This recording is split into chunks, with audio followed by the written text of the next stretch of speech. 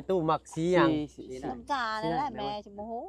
อันน่ะสีน้ำเงินเด้อบ่เป็นสีฟ้าได้นะเพราะว่าจังได๋ได้สีฟ้าแหละงามสีฟ้าคืออ้ายไปเฮ็ดงานอยู่บ่อนอื่นเฮ็ดงานอยู่บ่อนอื่นประมาณนั้น2 3ทิศบัดทางนี้เอิ้นมาอีกถ้าว่าเฮามีของแล้วอ้ายยังติดงานอยู่บ่อนอื่น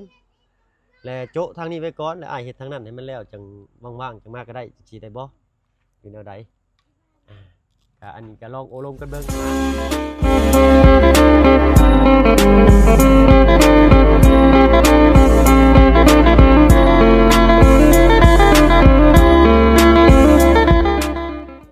ี่น้องเนาะเปิดคลิปเปิดภาพมาตอนบ่ายเนาะมาส่งตะปูให้ทั้งสร้างเพิ่นเนาะตามที่เพิ่นสั่งเลย3 โลจักฮอดบ่บุจักว่าเลยก็บ่จักเนาะ เอาเนาะเป็นจังได๋พี่น้อยเนาะเบิ่งมาจอบเบิ่งอีกก่อนเนาะโอ้ยว่องไวดีทางนี้ก็ได้เจ้าใส่เบิ่งกันพี่น้อยเนาะจะว่าพอหรือบ่มาเอ็ดเพราะว่าทางเพิ่นบอกเพิ่นว่าบ่ต้องสั่งเรือว่ะสั่งบ่พอก็ได้เพราะว่าเจ้าเดียวพี่น้อยเนาะเฮาสั่งใหม่ก็ได้เพราะว่าในบ้านแก่งทองนี่ก็มีไม้อยู่เนาะโอ้เจินเทินอยู่บัดนี้เนาะต้นเสาก็ใหญ่ครับเลยเต็มหน้าบ่าเสาเลยนี่เนาะป้าเท่าพี่น้อยเนาะเเท่า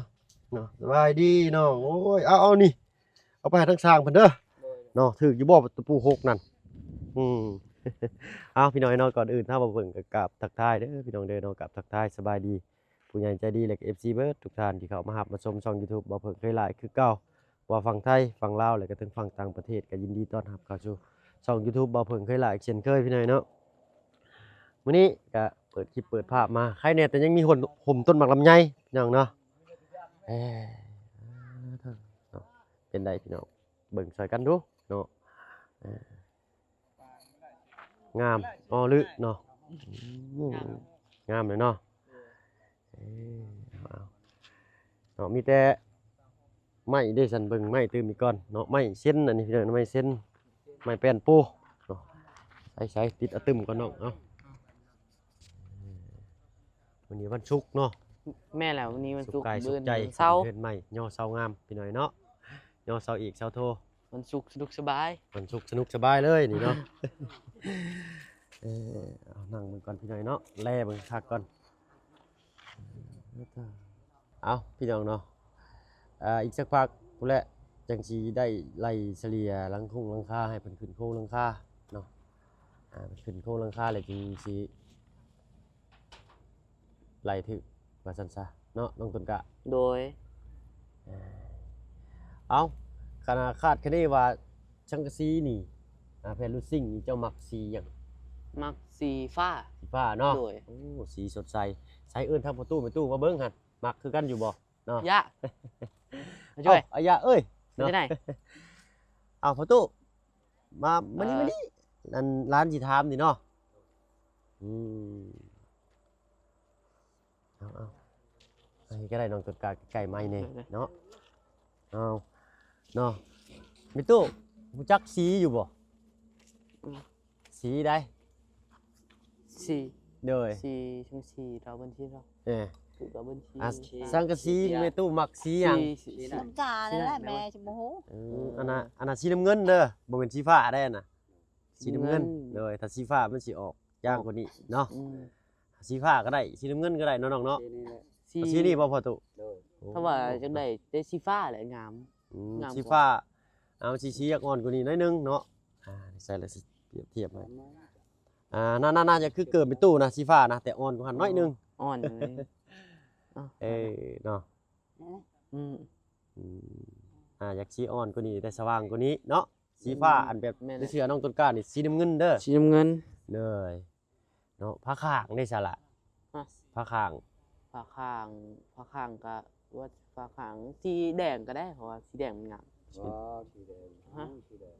เอาลองเว้ากันเด้อคนน้ำนมบ่สีแดงเอาสีน้ำเงินคือกันน้ำเงินบ่โดยน้ำเงินก็ได้สีฟ้าเนาะเอาเนาะเอาทั้งอ้ายสร้างเพิ่นมาอันโอ้ล้มน้ำเลยก็ได้อ้ายเนาะพอดีแหละสิได้สอบถามเพิ่มเติมว่าขาดเรือยังแน่เนาะ ในด่าง น้ำเงินนั่นก็ มันสิคือละอ้อย ใจเชียใจเชีย ใจเลียสีได้ไหม ปลากระหมอบลูกวะครับ สีตะมวยสีตะมวยอ๋อ ที่ตะมุ่ง เอา สีตะตั้งเจ้า ตะมุ่งชัก เอาสียังก็อ้าย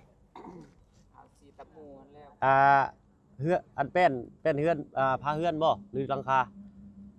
บอส อัน แะำ ไม่ ลาวนั่น อ๋อไม่เชล่าอ๋อสังกะสีโดย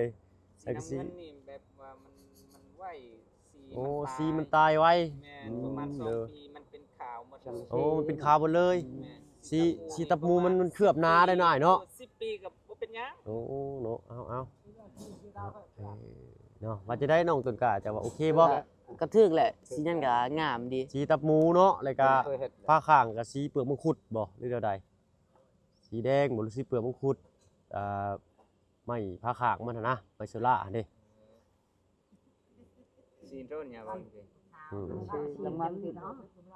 จังเคยละมั้ง trong chi ชื่อชาวให้ได้đấyเนี่ยคือแต่ก่อนของไปเลยเดิมมูติรีเนี่ย ก็สีแดงเต็มสีแดงงึม อืม เด้ สีคือละกรักอ๋อจ้ะ คือสีดงมาใส่นะ สีคือจัง แนวใดอ้าย สีคืออันน้องไส้ อ๋อผ้าข้างคือสีเงินน้องชายสีเทาแต่ว่าเนาะ สีขาว เป็นบ่อ๋อเดี๋ยวพระเท่าว่าเพิ่งสิแวะไปเบิ่งรายละเอียดอีกเนาะโดยตอนนี้ก็จักเปอร์เซ็นต์ละอ้ายนี่40 50 40ได้นี่เนาะ อืม โอ้จังได๋เพิ่นก็สิขึ้นเรื่องราคาไม่ต่อของตามเด้ซะนาย ไม่5 คน 10ยังบ่พอโดย ประมาณ10 เซนนั่นแหละ 10 เซนเนาะ กับไม้แปนเป็น5 แป้น5 5 แผ่น แป้น5แผ่น5คูณ10โอ้พี่น้องเนาะเอาเพราะว่าทางว่าเพิ่งบอกว่าบ่ต้องสั่งเรือหั่นนะเนาะก็ให้สั่งขาดไว้ก่อนเนาะอ้ายเพิ่นก็จัดให้ว่าซั่นซะก็บ่ผิดบ่ถูกดอกพี่น้อยเนาะเพราะว่าเฮาสั่ง30เซน15เซนก็สิให้ราคาส่งคือเก่าเดี๋ยวสิไปเบิ่งในบ่อนใกล้ๆนี่แหละเพิ่นมาส่งให้เนาะเลยเหมือนกันเด้อไม่เส้นนี่ไม่48นี่พอหน่อยเนาะ พอแล้ว โดยเพราะว่าเพิ่นสิขึ้นโค้งเทิงๆเนาะตัวนี้สำคัญได้เนาะเพราะว่าเป็นสังกะสีไม้ขดไม้งอนี่มันสิเพิ่งขึ้นเพิ่งลงลมพัดก็ดังต่ำๆๆๆนี่เนาะเลย แต่ว่าเฮามุงสังกะสีมันบ่เสมอเด้ โดยโดย คุณอันนี้มันบ่ได้ บ่ได้เนาะแต่ว่าอันไม้ข้างล่างนี่ได้อยู่เพราะมันเป็นไม้แป้นมันแข็งมันงัดกันได้เนาะ แม่น เนอะ อยู่เทิงละงัดบ่ได้บ่นั้น เอาแบบบ้านแบบเพื่อนก็เบิ่งกันออกเรียบร้อยพี่น้อยเนาะบ้านประตู4เดี๋ยวพี่น้อยเด้อเนาะบ้านประตูหน้าต่าง4บ้านใหญ่1เนาะบ้านวงยืนบ้านประตูใบประตูโอ้ถือว่ายังมีงานเจ็บๆตัวได้นี่เนาะ เอาเป็นว่ามื้ออื่นเนาะเอาปูนโอ้ลมกับทางผู้ใหญ่เพิ่นก่อนกับทีมงานก่อนว่ามีบ่อนใดไปให้เอาทรายเอาหินได้เนาะเพราะว่าคันว่าเฮาสร้างมาเป็นรถมันก็สิเหลืออีกเนาะหรือว่าคันว่าภายภาคหน้าเฮามีแนวสิใช้ก็จังสิลองถามอ้ายเพิ่นเบิ่งอีกก่อนเนาะโดยเอามื้ออื่นนี่ก็มีขึ้นโค้งหน่อยเนาะ แม่น เนยโอ้ย นะฮะคุณ10ให้ได้เลยมื้ออื่น มื้ออื่นได้ไม่หาคุณชิปเนาะ เด้อ โดย อันอยู่เทิงก่อนมันแดดเลย โดยแม่นได้เนาะต้องขึ้นราคาปุ๊บเลยก็ตีราคาเรียบร้อยโดยเอาเนาะ ta tập bằng mà như pa lá hành điệp cục tao là hắn เอ đó อตังเจอเสริมแผ่น5 แผ่น แป้นอีกหาเนาะ แม่น ta sắp bò เราสั่งมาได้30บ่20บ่26เนาะ2625เพิ่นตื่มมา26 โดย เพิ่นตื่มมาใหม่แป้นแผ่นหนึงเท่าไหร่นะ ขึ้น โอ้ต้อง30 แผ่นหนึงยันใส่บ่ได้แล้วเบิ่งมัน โอ้ บางโพด ตัวเพิ่นแถมมาได้ ขนาดนั้น เพิ่นแถมมาหาแหละเนาะ เออสองพันแผ่น เอาพอได้ไว้เฮ็ดตั้งนั่งก็ยังดีเนาะ 26 ไม่ต้องของตามสิทิมก็เสียได้สิบ้ายก็ขี้เดียดว่าซั่นซะเออ มันจะได้กันได้ก็ไปสิให้คนซอยคนพัวนั่นแหละตัวบางนะ โดยเนาะเอาเผื่ออนาคตภาคหน้าภาคในภายหน้าภายในเนาะมีอันเงินคำกำแก้วต่อออกมาเป็นห้องครัวได้น้อยพอได้จุไฟลมบ่พัดเนาะแม่เนาะ โดย เอา สำนี้ก็มีกำลังใจเลยได้พี่น้อยเนาะ โอ้ดีก็ดีใจแล้วลูกโอ้ยได้ คือมุกใจแล้ว เลย ไอ้เพื่อนได้ชาน แต่ว่าแยงอยู่เพิ่นเฮ็ดสร้างเพิ่นเฮ็ดก็แยงอยู่เพื่อน อื งาม ม เล เลย ยเนาะแต่น็อตครบอยู่บ่สร้างจับน็อตอันใหญ่นะ มีแต่ใส่บนนี่นั่นแหละแต่นั้นก็ใส่ตำลังก็ได้ เลย จักรมันเครื่องจักรมันบ่ได้ จักเจาะบ่แทงบ่ถึงบ่ มันเทิงแล้วแต่มันจักมันเป็นอะไรมันออกควันมันคิวประจักษ์มันจะตายบ่ เรี จั ย ก บร้อยโอ้ยนอกบาดนี้เด็ดสมอรี่ไปหนึ่งพี่น้อยเนาะเครื่องมือเพิ่นก็ได้ เครื่องมือกระโดดแล้ว ทานนั่นเนาะทานมัดกับฟิวบ่มีได้พี่น้อยมีแต่คดลวดเท่านั้นแหละเอาคันที่แรกคันเครื่องมือสร้างอันสิแบบใส่ไปนำซ่อมไปนำเนาะของพ่อน้องคือกันพ่อน้องก็เฮ็ดเฮือนคือกันอยู่เพิ่นนะเพิ่นรับเฮ็ดเฮือนดินเฮือนไม้นี่บ่ค่อยรับปานใดเพราะว่าทางนั้นเฮือนไม้บ่ค่อยมีเลยได้ เนาะ เนาะไม้หาซื้อยากเลยทางนั้นก็ได้ แม่น มีแต่เฮือนปูนเนาะเข้าใจเลยอันเครื่องมือสร้างนี่สิแบบเฮ็ดไปนำซ่อมไปนำได้ถ้าเขากันพอน้องนี่เป็นทั้งสร้างแป้งรถสร้างเฮ็ดเฮือนเนาะโอ้เป็นหลายสร้างอยู่เพิ่นนี่เนาะ โอ้ลายแนวเนาะ เด้อเฮือนผู้อื่นนี่เฮ็ดงามเฮือนเจ้าของนี่ยังสาบบ่แล้ว เฮือนสร้างที่ซั่นพี่หน่อยเนาะเอาค่อยเป็นค่อยไปเนาะเฮ็ดให้หมู่ชนเซาก่อนของเจ้าของมีจังได๋ก็อยู่ไปซำนั้นเพิ่นว่า ไอ้ก็คือการนั้นแหละเป็นเงินหมู่งาม เฮือนเจ้าของนี่ เจ้าของมันยังบ่มีเงินอยู่มีเงินหลังน้อยๆอยู่ นั่นแหละเนาะเฮือนสร้างก็สิจังซั่นได้พี่หน่อยเนาะบ่ว่าอยู่บ้านใดได้ ต้องเคยในนั้นฉาก แม่นจะเพิ่นสิเฮ็ดไปเรื่อย ตีเล็ก ๆเนาะมีเพิ่นมีแต่แนวอยากเฮ็ดได้ในความคิดเพิ่นน่ะโอ้ยบ่แล้วสิต่อหั่นต่อนี่ก็เลยแบบยังบ่แล้วจักเทื่อนะ ลามไปอันคืออันปวกสร้างห้างนี่แหละจากน้อยๆก็ลามไปปานอันพ่นปวกเนาะบางทีก็เฮ็ดแล้วก็บ่คักทุบออกเฮ็ดใหม่เบิดไปซื่อๆ เอาเนาะบันไดนี่ขึ้นทางนี้เนาะประมาณจักขันได้ดิ7บ่7ดิน2เป็น9เนาะ แม่น มันสิจังซั่นได้พี่น้อยมันต้องขีกบันไดนี่เนาะใช่ต้องอันไปน้องต้นกล้ากับไม้ช้างเพิ่นเดี๋ยวสิให้ทางเพิ่นย่างมาแนะนำปะลุง FC เนาะทางประตูเพิ่นพักผ่อนก็ได้เนาะยันว่าเพิ่นแล่นเวียกผู้เช้านี่ยันว่าเมื่อยแล้วนะนี่มันได้ขึ้นนี่พี่น้อยเนาะย่างจ้อยขึ้นหันเนาะแม่นบ่ แม่น ขึ้นมานี้เป็นลูกติงมาฮอดนี่ลูกติงเด้อพี่น้องเด้อเนาะฮอดนี่ปึ๊บลูกติงข้างนี่ปิดแล้วก็ใส่หน้าต่างอันนึงเนาะข้างนั่นปิดเลยข้างห้องนอนนั้นอันนั้นเป็นห้องหนึงเด้อพี่น้องเด้อตัวนั้นเนาะ4เสานั้นแล้วก็ปิดแล้วก็หน้าต่างน่ะปิดแล้วก็หน้าต่างอันนี้ก็ปิดแล้วก็หน้าต่างเนาะทางนี้เปิดหน้าต่างอันนี้เป็นเปิดโล่งเป็นลูกติงน้อยช่างเนาะเห็นบ่เด้อเป็นได้น้องต้นกล้าเจ้าว่าง ามเลย งามเนาะแบบที่ไอ้ว่าเนาะ โดยเป็นแจ่แบบนี้ ลูกติ่งประมาณจัก2 มัดโอ้2 มัดครึ่งผู้ประจักษ์นี่เนาะให้สร้างเพิ่นไล่สังกะสีมาให้เด้อเนาะสีตับหมู สีตะมู โอ้ย สีตะมูก็งามเห็นแล้ว แม่นมันสิเนื้อสีมันสิแบบทนกว่าได้ ท ตัวน นี้ยอมรับ ด้น อยู่ กว่า ที่ก็เอาเฮ็ดหลังคาแล้วก็แทกเรียกก้อนไปตัดเฮ็ด เด้อจะไปสร้างเพิ่นเฮ็ดถ้าว่าสร้างต้นนี้พิษมาเนี่ยโอ้ยงานเข้าแล้วได้พี่น้องเอ้ย เนาะเพราะว่าเพิ่นเฮ็ดมาจากโรงงานเพิ่นนี่เด้บ่แม่นเฮามาตัดเองเด้อต้นนี้ต้องขอไปเป๊ะได้เด้อ เลยเนาะยีดอกพี่หน่อยเนาะเพิ่นกะไม้มาให้นี่ยัง10 เซนพี่หน่อยเนาะโอ้ไม่คุณ สิบแทกนั่นสิบบ่ผิดพลาดแล้ว 10เลย ลายหลังคาเฮือนแล้ว โดย แต่ว่ากะเอานี่อุ้ยยอมได้ ยอมเลยเนาะโดยแม่นได้เนาะต้องมันบ่ยากดอกเพราะว่าเฮาขึ้นโค้งระยะโค้งกว้างโค้งเขาก็มาไล่ใส่แผ่นหนึงประมาณโค้งกว้างเท่าใด80บ่ ฟังมันบ่ แม่น ประมาณเม็ดสิบ เมตร10เนาะโค้งกว้างของอันนั้นไล่ใส่บาทพี่หน่อยเนาะว่าตกเฉลี่ยเท่าใดแต่ความยาวนี่บ่ยากเฮาสั่งเอาแล้วก็มีลบมีนั่นมีนี่โอ้พี่หน่อยเนาะ แทกแล้วเงินลังใหญ่ก็เป๊ะๆเลย โดยจากสิพอหรือเดียวใดเนาะตอนนี้งบตำบ่เพิ่งก็ยังเหลืออยู่8 ล้านไปหน่อยเนาะมื้อเช้านี่ใส่ไปแล้ว4 ล้านขอโทษขออภัย400,000เนาะซื้อพริกเป็กนัวซื้อน้ำซื้อในซื้อกระเพาะกาแฟ ชื่อตะปูมาอีกเมื่อกี้นี่เก่า10,000กีบบาทซั่นซะ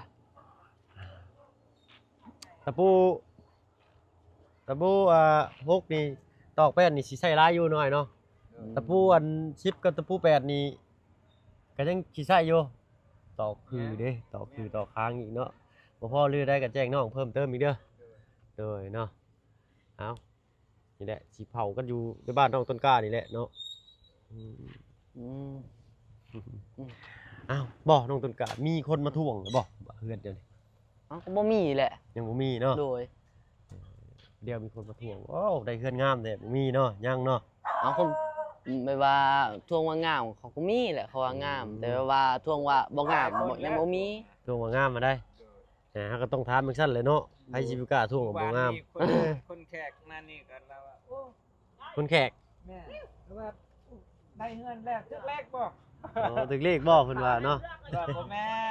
ครับ เด้อ ใหญ่ใจดีเราเชื่อแบบ เลยเนาะ เขาก็เงิดแล้วเนาะประมาณแต่ก่อนนั้นบ่เห็นเงินแบบ เล นี้ ย เพื่อนน้อยๆแต่ก่อน แต่เก่าเนาะนั่นเซลอยู่จากมือได้ลมสิเอาไปพี่น้อยเนาะหลังนี่ดีกว่าหลังเก่าได้พี่น้อยเนาะเว้านาสภาพ เอา เนาะ หลังนี่หักก็ว่าสิหักแล้วได้ประมาณ5-6 ปีแล้วหลังนี้ หลังนี่ได้ โดยหลังที่หลังนั่นก็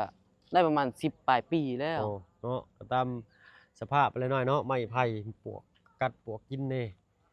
คือไม้นี่โอ้ยง่อย24-25ปีนี่ถ้าว่าบ่แตกบ่ฮักนี่บ่ได้หลาบ่ได้ลงเลยนี่10ปลายนี่ยังอันนั้นอยู่เลย มี นี่ เสมั่งมันเป็นสาวเนาะ โดย กินบ่ได้แล้ว แม่นอันนี้กินบ่ได้เลยนี่เนาะ นี่นะมีแต่พุดแล้วไปพังแล้วก็ พูดไปพังกันท้อนขึ้นมานี่แหลมบ่ได้ฮะ แม่ เนาะไม้เก่าเพิ่นก็เอาไปเฮ็ดอันนั่นพอตู้เพิ่นว่าเพิ่นฟันยังเมื่อคืนนี่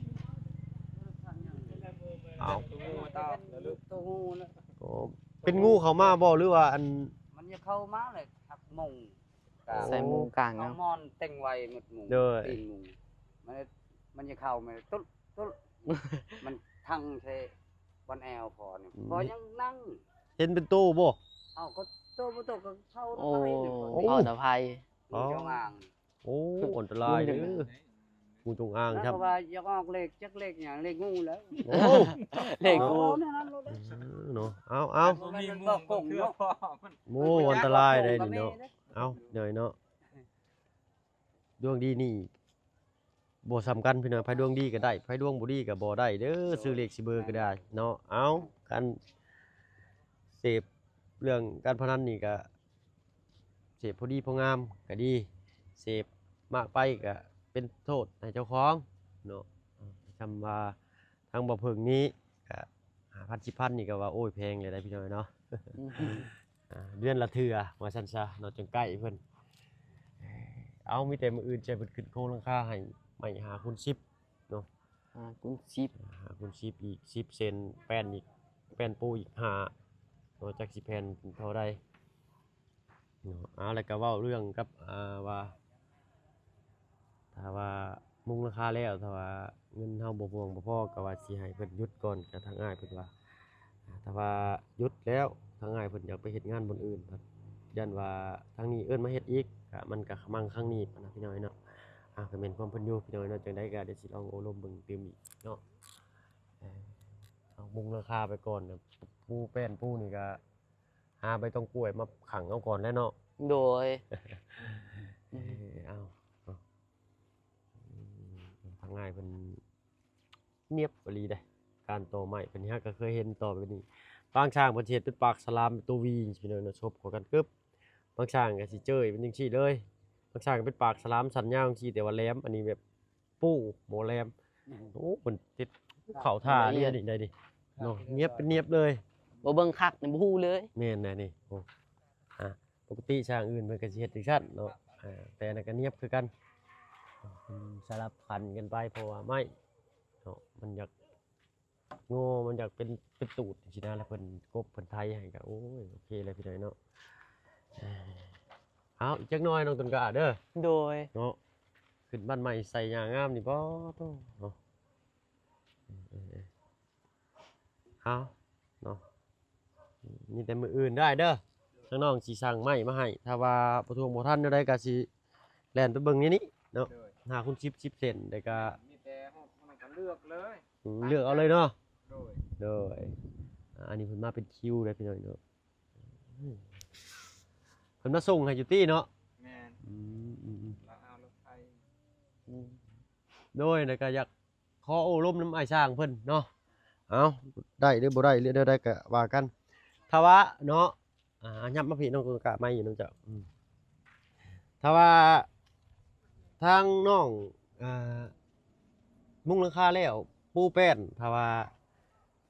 สิหยุดก่อนจังซี่นะเพื่อว่าเงินมันบ่พอสิจ่ายค่าสร้างก่อนครึ่งหนึงได้บ่พอน้องมีอุปกรณ์แล้วอ้ายก็จังมาเฮ็ดไปแล้วก็เอาส่วนที่เหลือไปเบิดจังซี่หันนะเนาะคันว่าได้ก็ได้คันว่าบ่ได้เลยก็บ่เป็นหยังเนาะก็สิโอ้ลมน้ำอ้ายเพิ่นเติมอีก จากตะกี้หน้าหน่วยชื่อก็ลมเจ้าแบบละมั้ยที่แหนไปนั่นน่ะให้เอิ้งนะให้กระดังนะ เลยแนวได้บัตรเนาะ ขนาดอะไร อันนี้ก็สุดแล้วแต่น้ำช้างแบบว่าสร้างว่าได้ก็ได้สร้างว่ามีเหตุจำเป็นก็สิจำเป็นน้ำช้างอะไรเนาะเพราะว่าเฮาก็ได้เวียกได้งานเพิ่นเด้ มันคือว่ามันแล้วยากนิดนึงยาก โดย ว่านั้นข่อยเฮ็ดยังบ่ทันแล้วเนาะ โดย บัดนี้มีคนใหม่มาหาก็ให้ PS อ๋อคืออ้ายไปเฮ็ดงานอยู่บ่อนอื่น เพชรเอื้อนอยู่บ่อนอื่น ประมาณนั้น2 3ทิศบัดทางนี้เอิ้นมาอีกขมั่งทางนี้เขาอีก บัดทางนี้มาเลยเด้อให้เฮ็ดตื้อมีเด้อเอาแล้วขมั่งบัด โอ้โดยเขาว่าเฮ็ด บัดนี้เฮาอยากแล่นไปเฮ็ดบนนี้คาดบ่นั้นก็คัดของบ่ได้ โดยเนาะ โดย เข้าใจอ้ายเพิ่นอยู่พี่น้อยเนาะเอานั่นยังได้ทั้งน้องก็สิได้โอ้ลมน้ำอ้ายเพิ่นตื่มอีกเนาะโดยถ้าว่าเฮามีของแล้วอ้ายยังติดงานอยู่บนอื่นและโจะทางนี้ไว้ก่อนแล้วอ้ายเฮ็ดทางนั้นให้มันแล้วจังว่างๆจังมาก็ได้สิได้บ่อยู่แนวใดก็อันนี้ก็ลองโอ้ลมกันเบิ่งหันนะคันว่าได้ก็ได้คันว่าบ่ได้ก็บ่ได้เนาะ ไปกันตากหม่ำเลยตากเบิ่งเวียกงานกันนะ